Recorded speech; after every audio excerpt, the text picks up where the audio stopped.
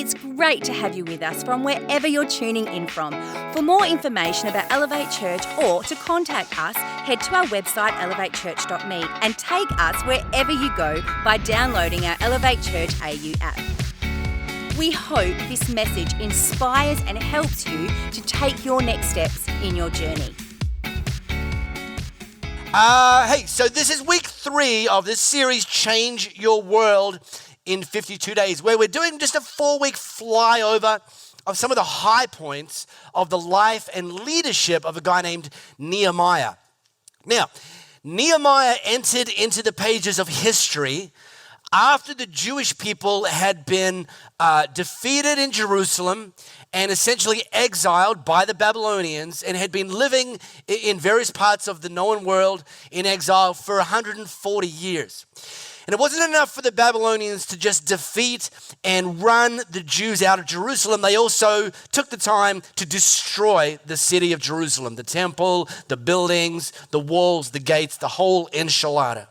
And the city had been laying in ruins for 140 years. So Nehemiah enters the pages of history, and we find him living and working in the palace of the king of Persia, who by this time, Persia had defeated the Babylonians. So Babylonians had defeated the Jewish people.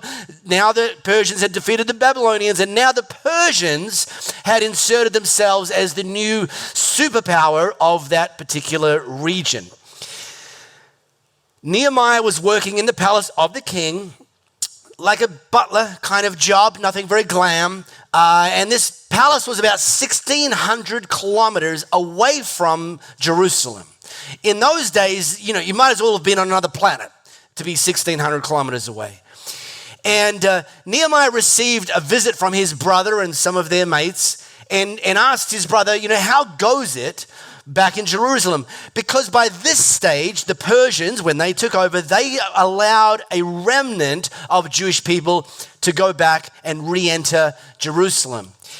And that remnant, they'd had a go at trying to rebuild the city, try and rebuild the temple, try and rebuild the gates, the walls.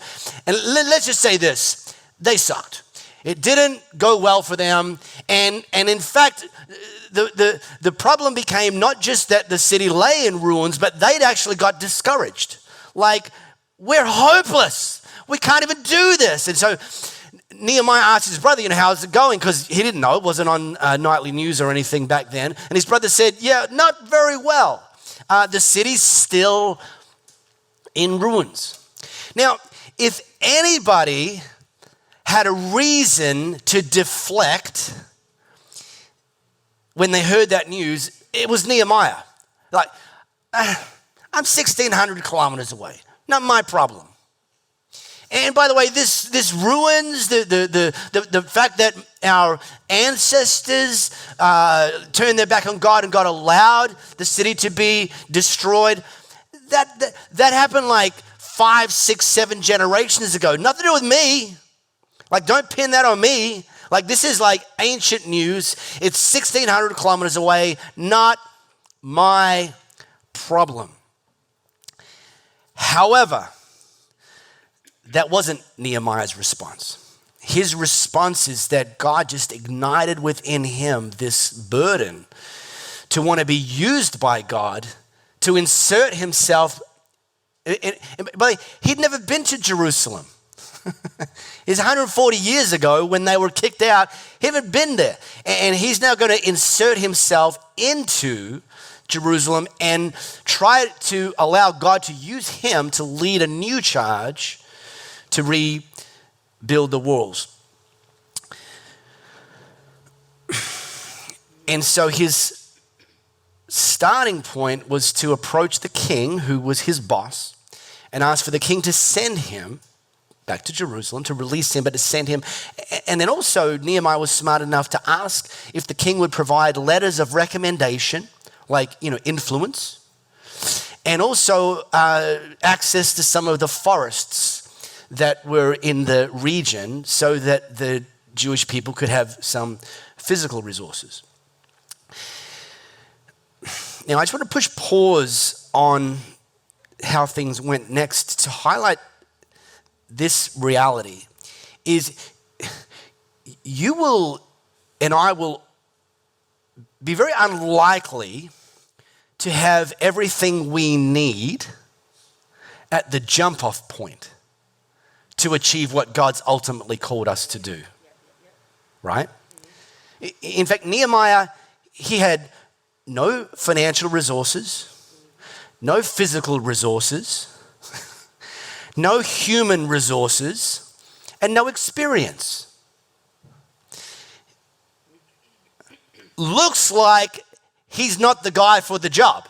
I mean, everything points to him not being the guy for the job.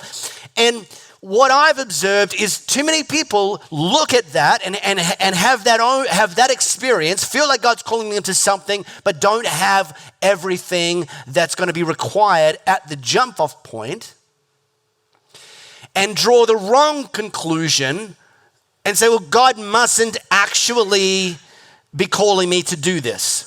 Because if he was, then he would provide what I need, right?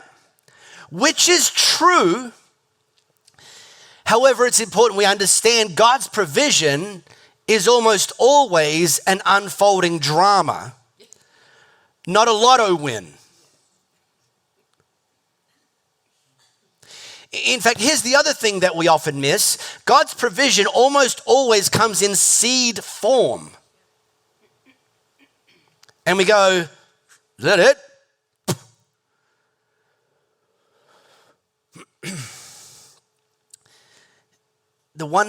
Nehemiah had one thing, and this is the pro tip here.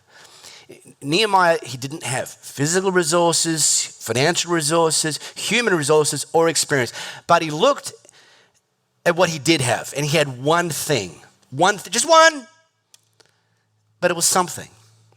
It was the ear of the king, and so that's what he used. He asked the king for influence and resources and to be sent by the king.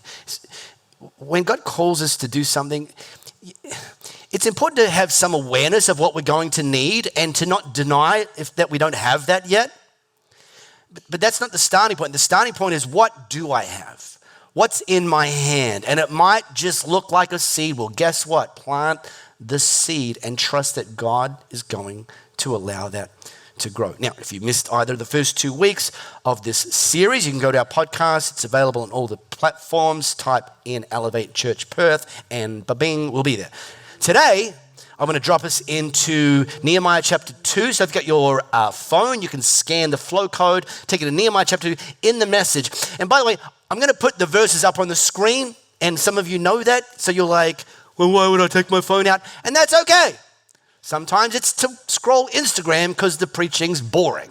But just so you know, if you're not familiar with the Bible app, you can actually highlight verses, add notes in the actual app, et cetera, et cetera, et cetera. So this is why we say, just encourage you. It's not compulsory. It's up there. All right. Now, at this point that I'm going to drop us into, Nehemiah had traveled the 1,600 kilometers to Jerusalem. He'd done an inspection, walk the city, assess what things, how things are. I mean, he's been told by his brother they're bad. Well, let's find out just how bad. He's done that. And then he started gathering people and he started casting fresh vision to them to build the wall. So Churchill famously said, leaders are dealers in hope. And Nehemiah's starting point was to start to speak and inject fresh hope into a remnant who'd actually tried to do this previously. But along comes a new leader with a fresh voice, a fresh perspective, fresh energy, and started injecting fresh hope. Now, here's one of Marco's pro tips in leadership.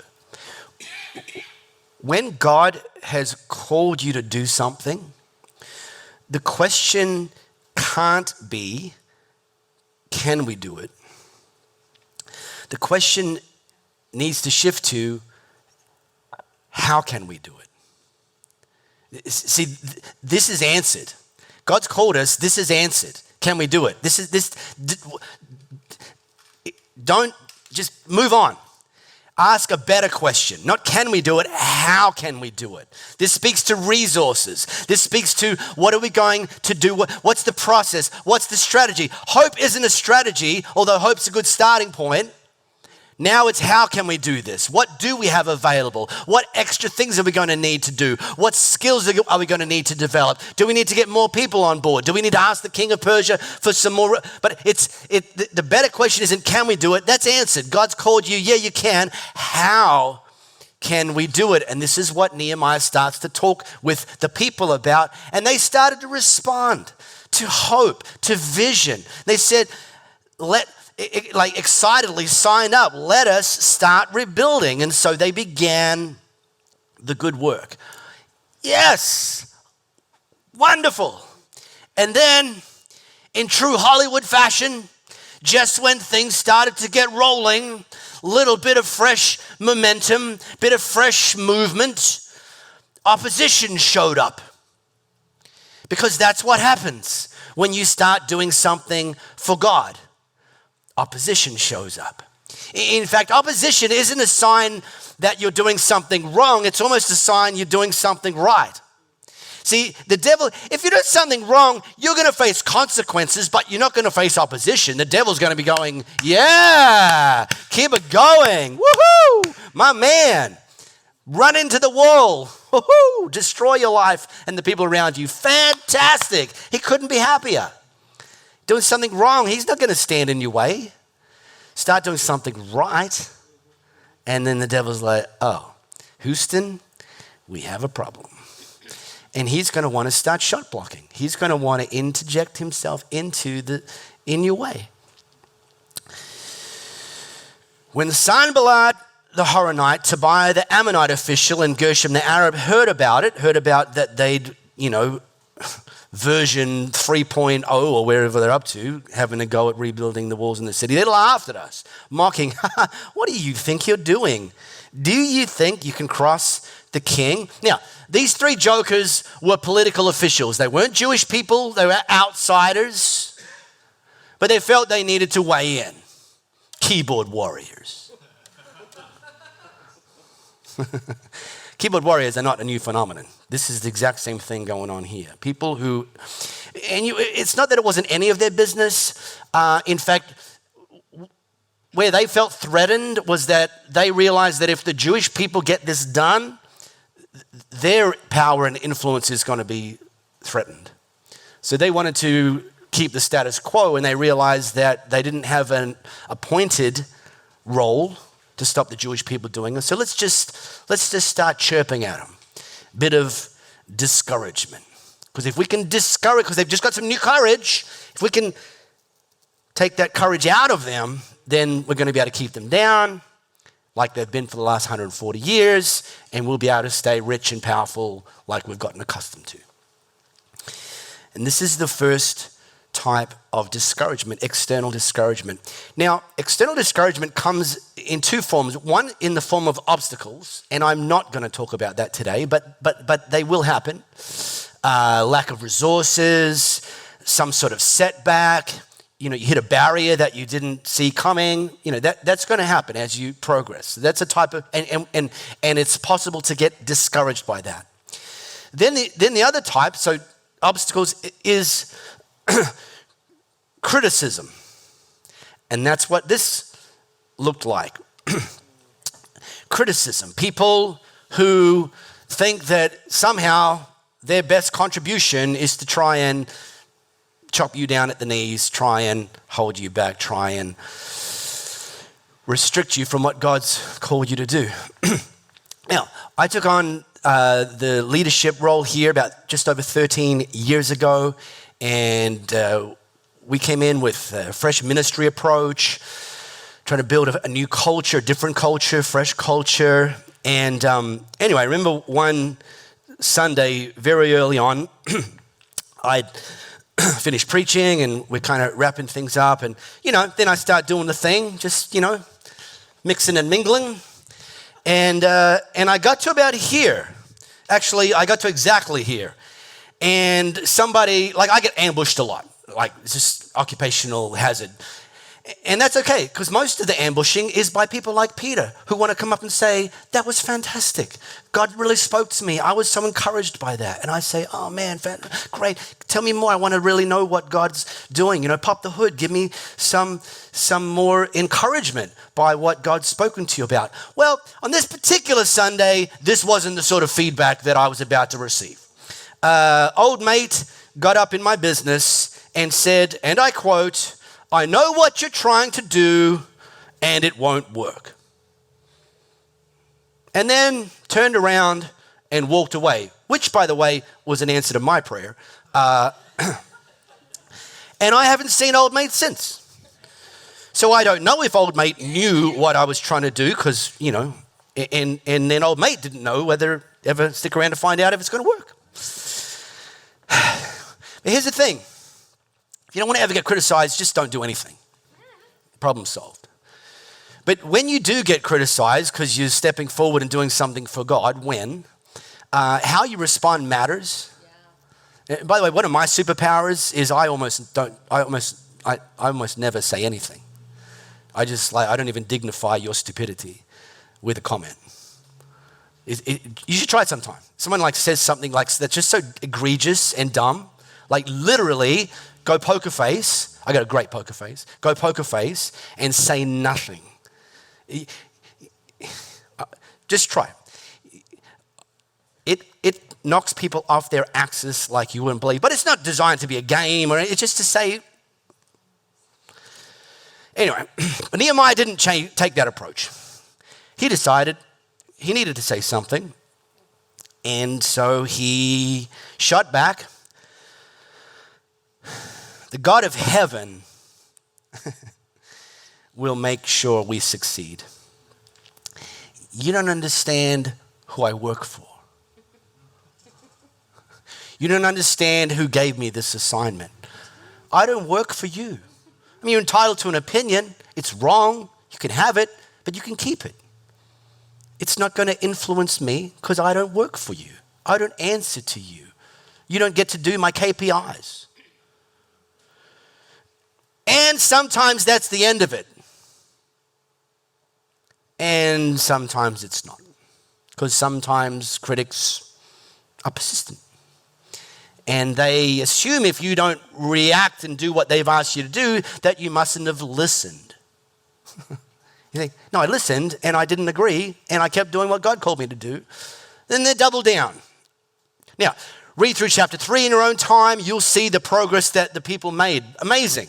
How Nehemiah sliced and diced and got this group over there working on that. And this just it's a leadership and organizational and project management masterclass. Read it for yourself, chapter 3. And then chapter 4. This is Nehemiah writing, verse 1. When Sanballat, you again, heard that we were rebuilding the wall, he exploded in anger, vilifying the Jews.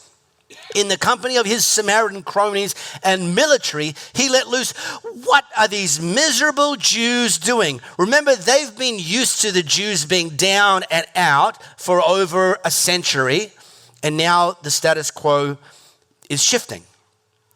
Do they think they can get everything back to normal overnight, make building stones out of make-believe? And at his side, old mate Tobiah the Ammonite jumped in and said, that's right. What do they think they're building? This is classic. Why, if a fox climbed on that wall, it would fall to pieces under his weight.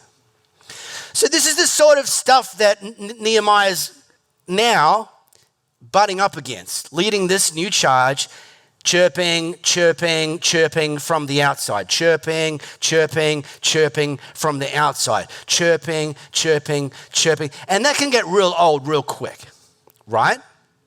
In fact, can we have an honest moment here now? Is that okay? Put on your big boy and your big girl pants. Great. Fantastic.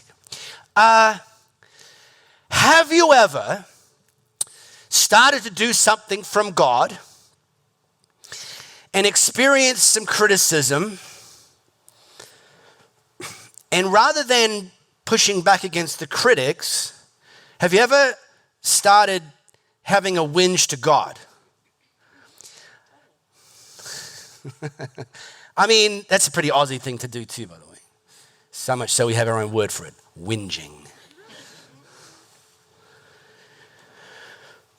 Imagine if Nehemiah was an Aussie and he decided, because he's getting the critics coming at him, to have a whinge to God. God, don't you know I left the palace to do this? Don't you know I traveled 1,600 kilometers on foot, across the desert, no air conditioning, to do this? Don't you know this wasn't even my problem to fix? God, you can take this.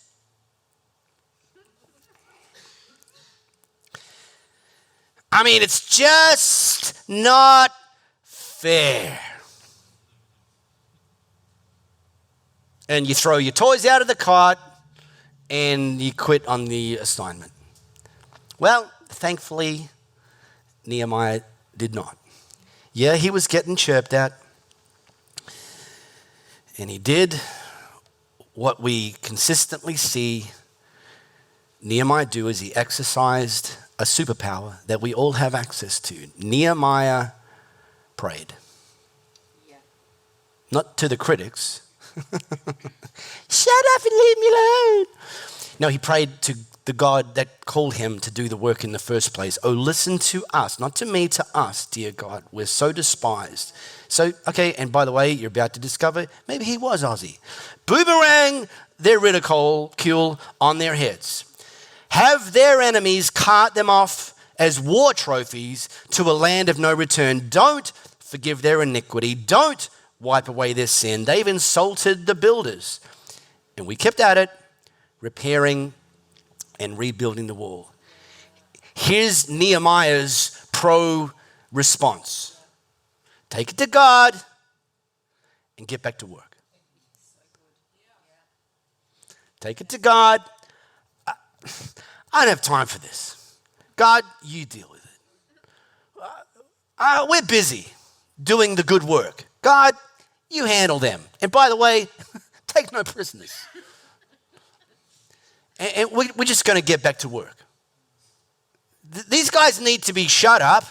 Someone needs to punish them, but it's not going to be me. We're busy doing the good work that you've called us to do. So you take care of that, and we're going to get back to work.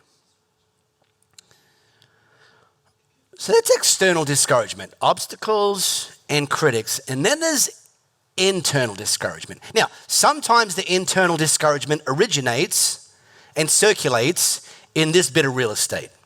I'm not going to cover that off today, but some of you know, like, heck yeah.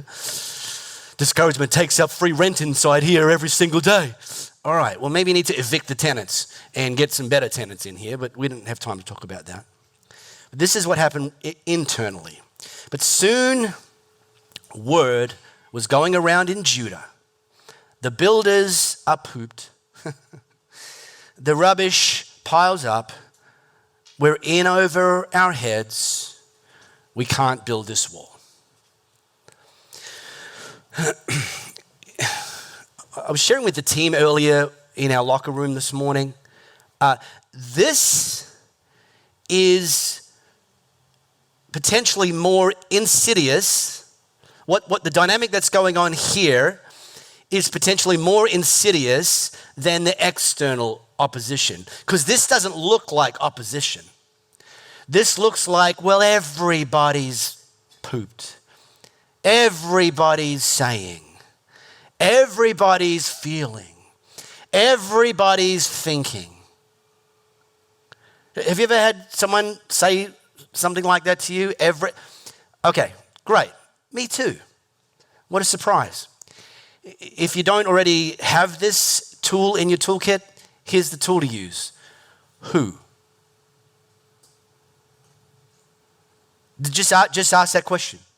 Like if you're a manager or if you're a parent or if you're a community leader or teacher or somewhere you got a group of people and somebody, an elected spokesperson, often elected by themselves, comes to you and says, everybody's tired.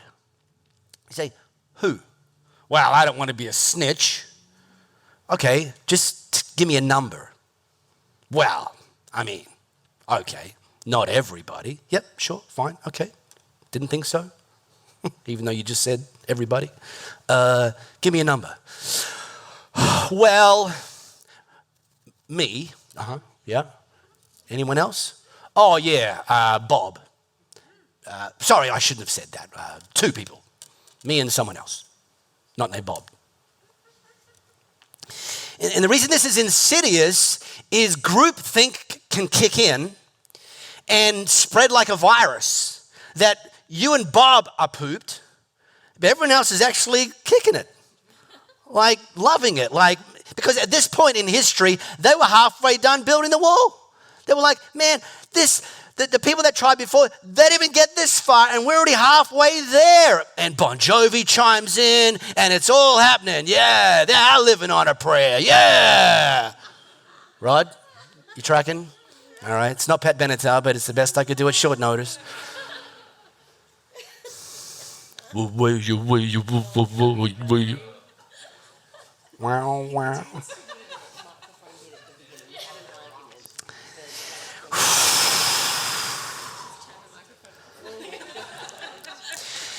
Well, I can see we've lost a bit of focus here. Let's bring it back.